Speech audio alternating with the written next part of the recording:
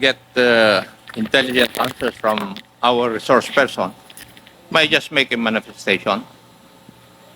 The reason why I asked Attorney Conti about the canons of legal ethics, that we have in our possession a joint statement from the law office of Attorney Emerito B. Kilang from the Humigad law offices.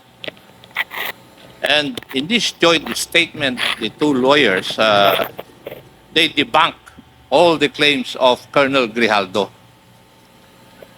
And lawyers are supposed to observe the canons of legal ethics, as I have stated in my interpellation of Attorney Conti.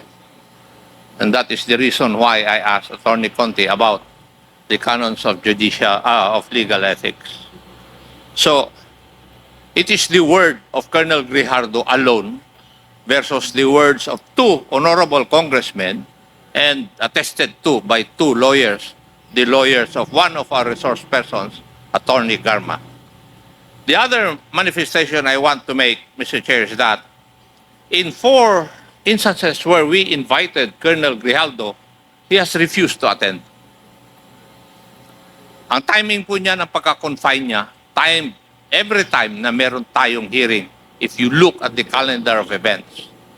Kaya sinasadya niya na magpa-confine para hindi siya maka-attend ng hearing. Marami pong salamat, Mr. Chair. Sir, may I also make just a short manifestation as to avoid the public that because I get this impression, Mr. Chair, that our resource person, Colonel Grijaldo, wants to, at least impress upon the public that we are cornering him, that we are gagging up on him.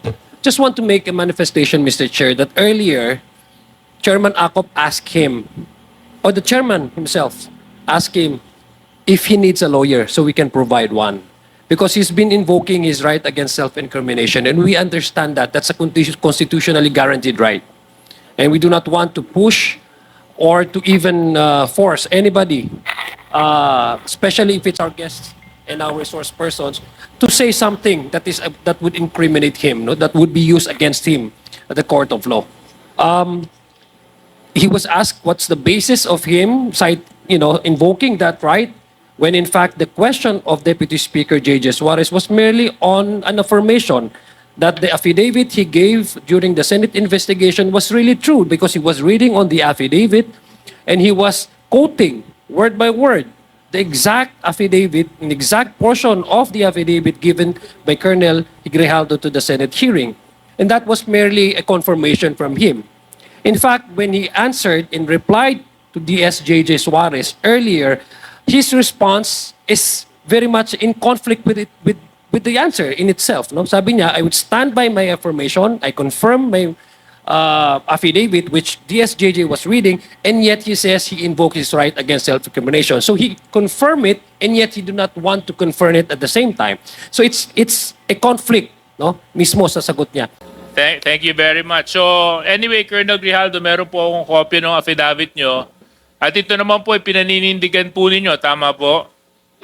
Yes, Your Honor. Okay. Maraming salamat. Dito po sa number 7 ng inyong sinumpang salaysay, sinabi po ninyo dito, when I entered the end room, I saw 2 lawyers of Colonel Garma standing inside the room.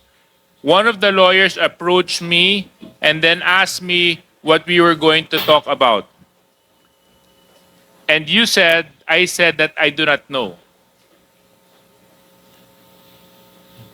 Number 8, after a while, Congressman Dan Fernandez entered the room and he asked me to sit beside him on the right side. Then Congressman Abante entered the room and sat on the far end chair on my right. One of the lawyers of Colonel Garma stood at my back. Your Honor, I would stand by my statement. Okay, The Senate I would under understand. oath, Your Honor, and I invoke my right for self-incrimination, Your Honor. Point of order, Mr. Chairman. Point of order. Yeah, what is the point of I don't see any reason why our guest it keeps on invoking his right against self-incrimination when Deputy Speaker J.J. Suarez was not asking him anything incriminating. He was just merely reading a portion of his affidavit. So I don't like, Mr. Chair, that this committee, that our resource person may impress upon the public that we are here to corner him and to incriminate him. Please, tigilan mo yan. So please, I hate to admonish men in uniform. I have the highest respect for our policemen. But please, Colonel Grijaldo, stop invoking your right against self-incrimination. Nobody's asking you any incriminating questions here. Mr. Chair. I don't think it's incriminating because number one, sinumpang salaysay niya po ito eh. Pirmado niya po ito eh. So how can he incriminate himself when he actually signed this affidavit? And this is a public document, Mr. Chair. So if our resource person is invoking this right to self-incrimination, I think that is out of order. Okay, I'd like to remind the resource person that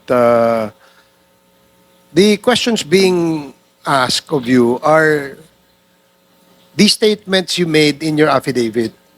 And the questions that DSJJ is asking is whether you confirm those statements that you stipulated in your affidavit. Dahil affidavit, pinirmahan mo yun, there's nothing incriminating no doon sa tanong ni Congressman J.J. Suarez. So please answer appropriately the questions being asked by the members. Congressman Acop? Mr. Chair, may we ask the resource person the basis why he's invoking his right against self-incrimination?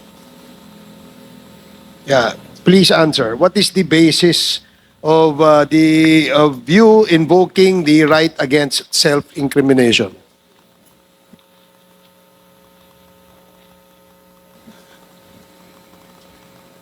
Police colonel ka, investigador ka dati. You know the basic rudiments of investigation.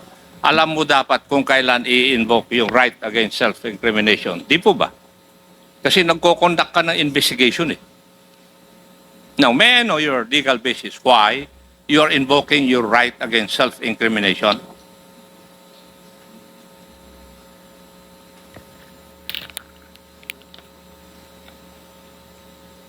Mr. Chair, if you cannot provide any basis, I think I agree with the Honorable Adjong that he should not invoke that right. But dito po sa earlier part, sinabi mo that you're persuaded. Is this true, Colonel Grijaldo? Your Honor, I will stand by my statement in the Senate under oath, Your Honor, and I would like to invoke my right for self-incrimination, Your Honor. Again, the resource person is out of order, Mr. and Chair. let it be of record that he is continuously disrespecting this committee by refusing to answer appropriately to the questions propounded by the member. Alam mo, Colonel, if I may, DSJJ, binibigyan ka namin ng pagkakataon dito eh. Noong nasa Senado ka, ang tapang-tapang mo eh. Bakit dito ay mo magtapang ka rito? Ipakita mo yung the same candor, the same tapang na pinakita mo doon. Di ba? Bakit hindi mo gawin yan dito ngayon?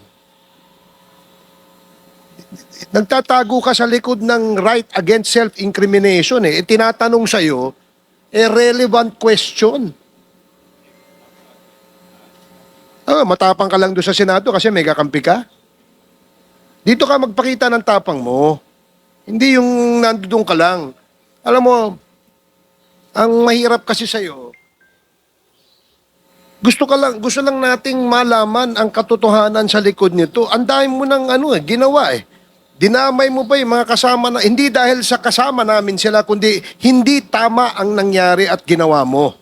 You are trying to besmirch the reputation of this committee.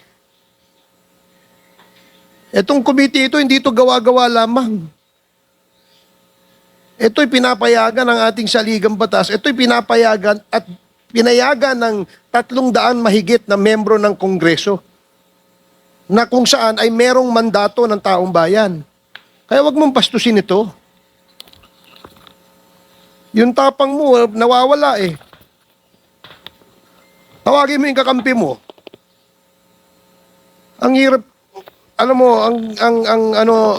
Colonel, nag-imbento ka ng kwento. And then you speak about honor. And then you speak about the gospel of that was given to you by a priest, talking about honor, and which, alam mo ba kung bakit mayroong honor? Pag hindi ka sinungaling, may honor ka. As simple as that. Come again, sir. You are lying!